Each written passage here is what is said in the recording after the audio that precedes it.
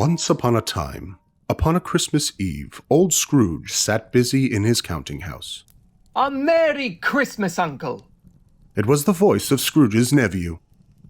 Bah, humbug! Christmas a humbug, Uncle. You don't mean that, I'm sure.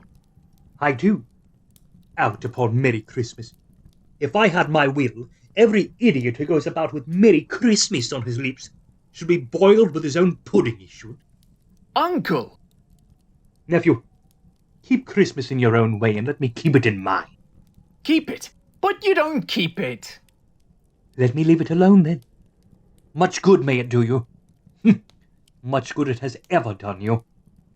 I have always thought of Christmas time as a good time. A kind, forgiving, charitable, pleasant time. And therefore, Uncle, though it has never put a scrap of gold or silver in my pocket, I believe that it has done me good, and will do me good. And I say, God bless it. Good afternoon. I'll keep my Christmas humor to the last. So a Merry Christmas, Uncle. Good afternoon. And a Happy New Year. Good afternoon. His nephew left the room without an angry word, but the clerk, in letting Scrooge's nephew out, had let 2 other people in. At this festive season of the year, Mr. Scrooge, we should make some slight provisions for the poor and destitute who suffer greatly at the present time. A few of us are endeavoring to raise a fund to buy the poor some meat and drink and means of warmth. What shall I put you down for? Nothing. You wish to remain anonymous? I wish to be left alone. Since you ask me what I wish, gentlemen, that is my answer. I don't make merry myself at Christmas, and I can't afford to make idle people merry. I help to support the prisons and the workhouses. They cost enough. And those who are badly off must go there. Many can't go there, and many would rather die. If they would rather die, they had better do it. The hour of shutting up the counting house arrived. Scrooge took his melancholy dinner in his usual melancholy tavern and went home to bed. Now it is a fact that there was nothing at all particular about the knocker on the door of his house, except that it was very large. And yet Scrooge, having his key in the lock of the door, saw in the knocker not a knocker, but Marley's face. Jacob Marley's face, with a dismal light about it, like a bad lobster in a dark cellar. As Scrooge looked at this, it was a knocker again. He said, "Pooh-pooh," and closed the door with a bang. The sound resounded through the house like thunder. Every room above and every cask in the wine merchant's cellar below appeared to have a separate peal of echoes of its own. Scrooge was not a man to be frightened by echoes. He fastened the door and walked across the hall and up the stairs. Up Scrooge went, not caring a button for it being very dark. Darkness is cheap, and Scrooge liked it. Quite satisfied, he closed his door and locked himself in. Double-locked himself in, which was not his custom. Thus secured against surprise, he put on his dressing gown and slippers and his nightcap, and sat down before the very low fire to take in his gruel. As he threw his head back in the chair, his glance happened upon a bell, a disused bell that hung in the room.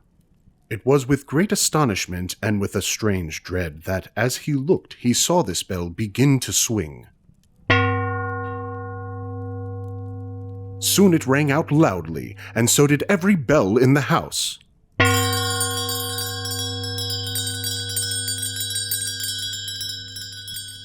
This was succeeded by a clanking noise deep down below, as if some person were dragging a heavy chain over the casks in the wine merchant's cellar. Then he heard the noise much louder on the floors below. Then coming up the stairs. Then coming straight towards his door.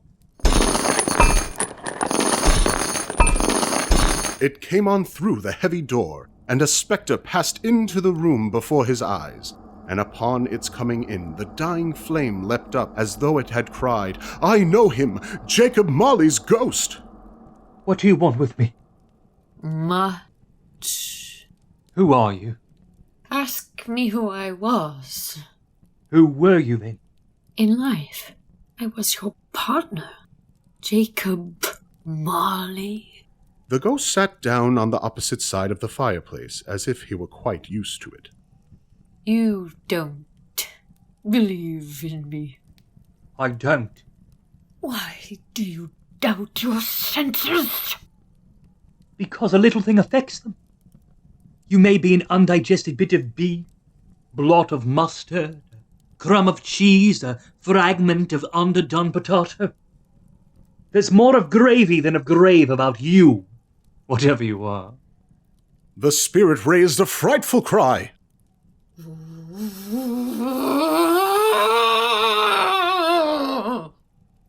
Mercy! Oh, dreadful apparition! Why do you trouble me? Why do spirits walk the earth, and why do they come to me? It is required of every man that the spirit within him should walk among his fellow men and travel far and wide, and if that spirit goes not forth in life, it is condemned to do so after death. I cannot rest. I cannot stay. I cannot linger anywhere. My spirit never walked beyond our counting house. Mark me, in life, my spirit never roved beyond our money-changing hole, and weary journeys lie before me. Scrooge was very much dismayed to hear the spectre going on at this rate, and began to quake exceedingly. I am here tonight to warn you that you have yet a chance and hope of escaping my fate. You will be haunted by 3 spirits. Expect the first tomorrow night when the bell tolls 1. Expect the second on the next night at the same hour. The third upon the next night when the last stroke of 12 has ceased to vibrate. Look to see me no more.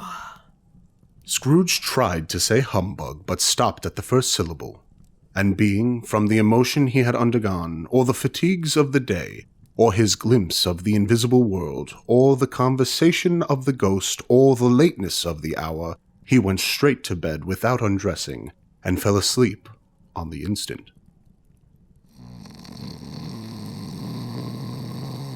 Deck the halls with boughs of holly, fa la la la la la la la la.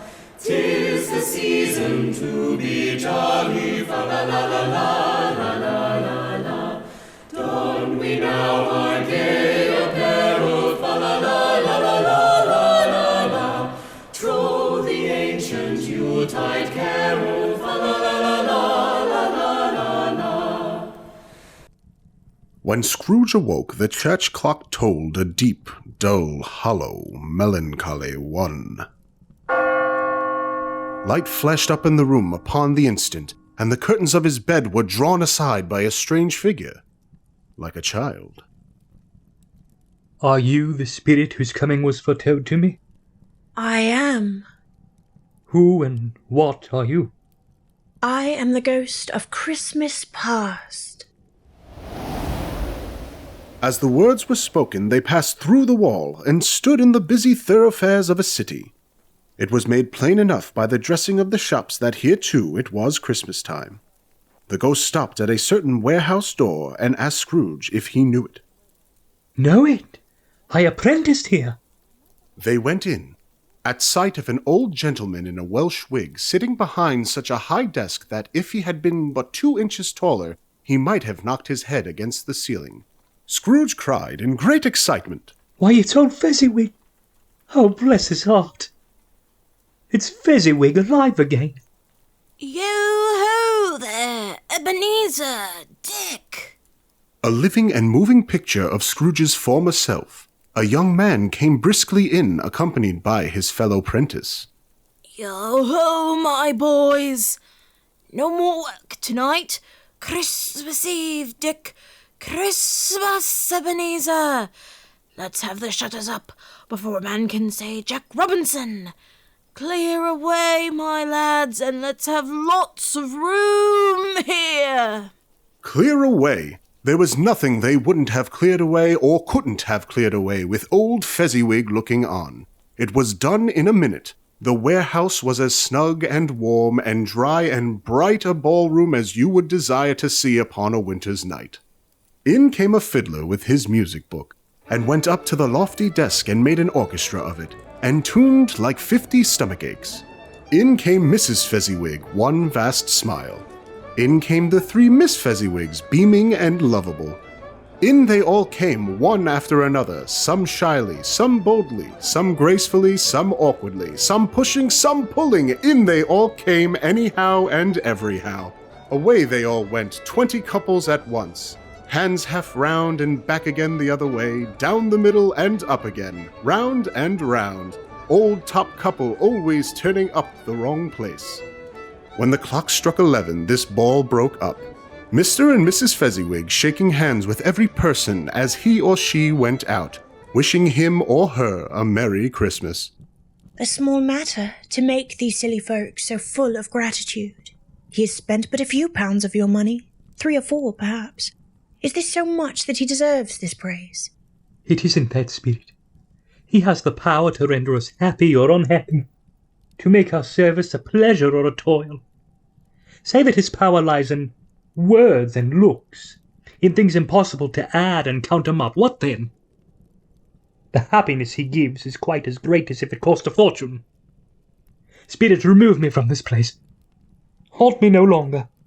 As he struggled with the spirit, he was conscious of being exhausted, and overcome by an irresistible drowsiness, and further of being in his own bedroom. He had barely time to reel to bed before he sank into a heavy sleep.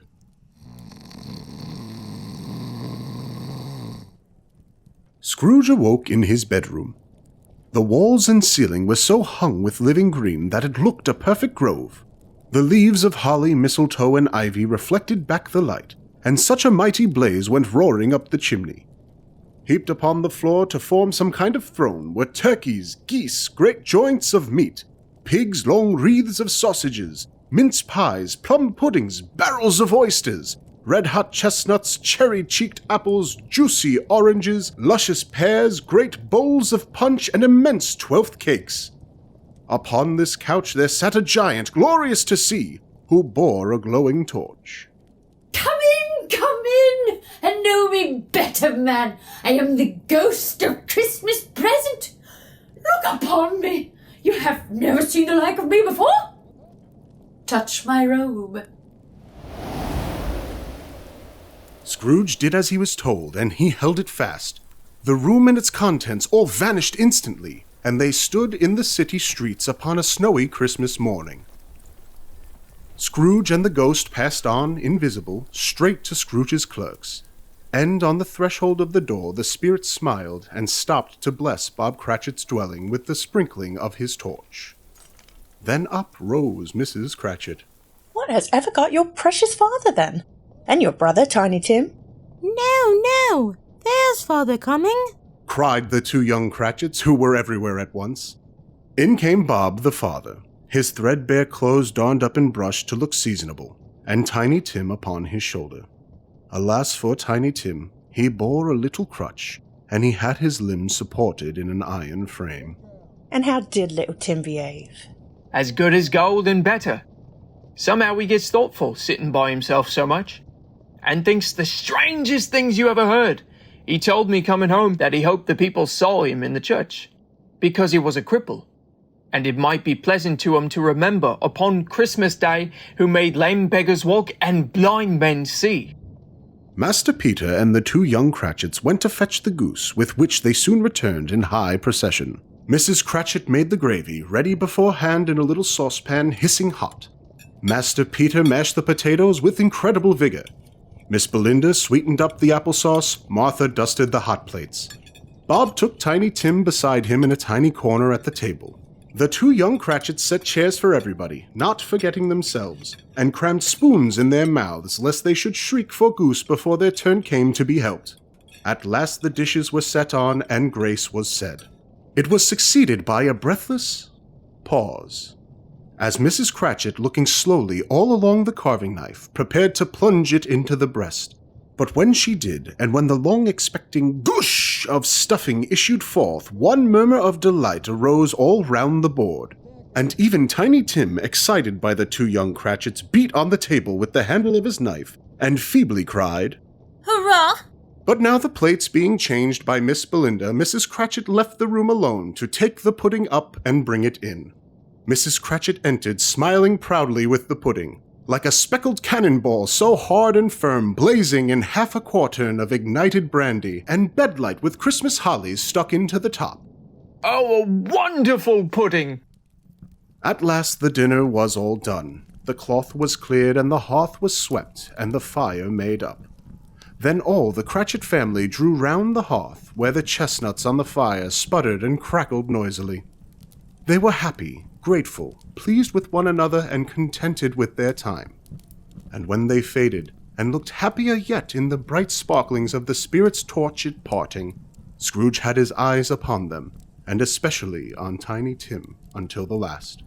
But the whole scene passed off, and he and the spirit were again upon their travels. Much they saw, and far they went, and many homes they visited, but always with a happy end. Suddenly, as they stood together in an open place, the bell struck 12.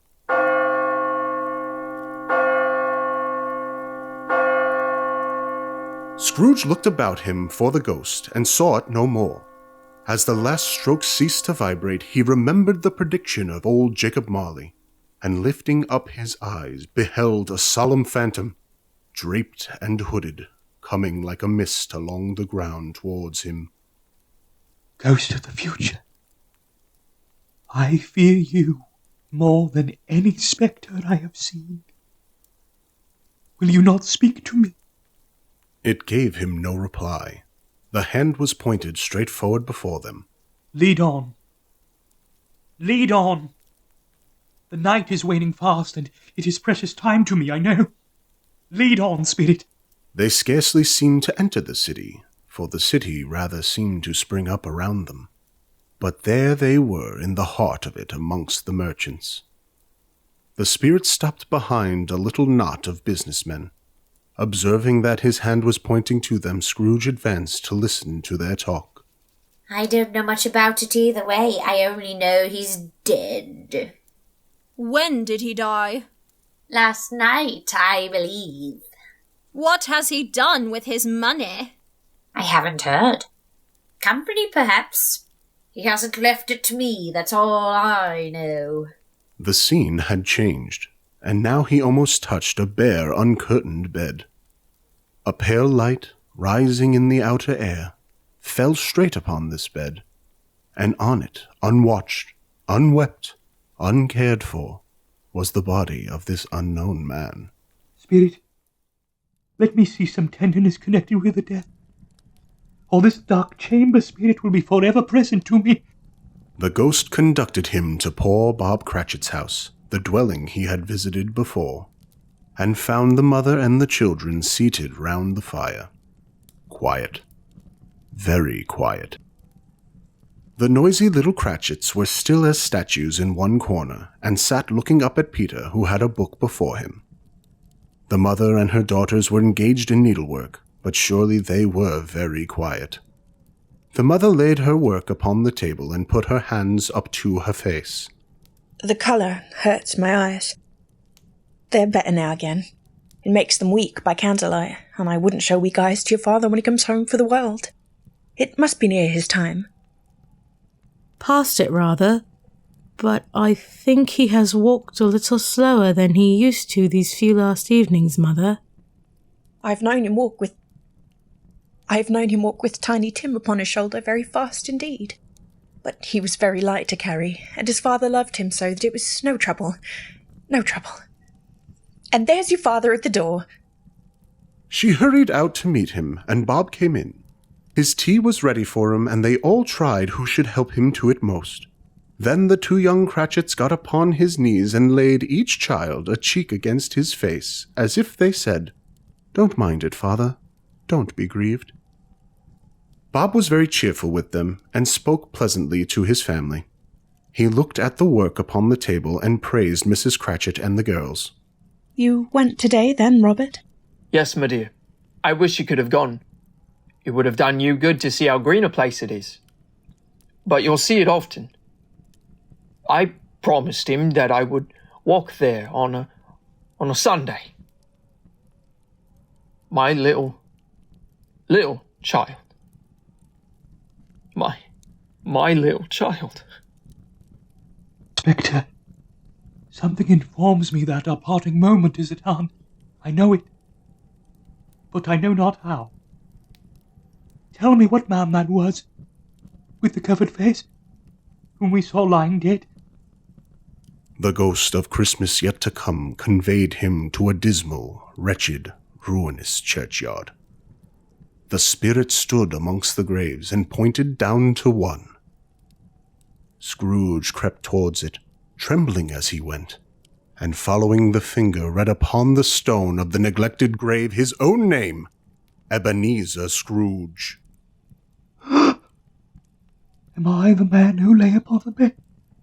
No. No, Spirit. Oh, no. No, Spirit, hear me. I'm not the man I was. I will not be the man I must have been. Why show me this if I am past all hope? Assure me that I yet may change these shadows you've shown me by an altered life. I will honour Christmas in my heart and try to keep it all the year. Oh.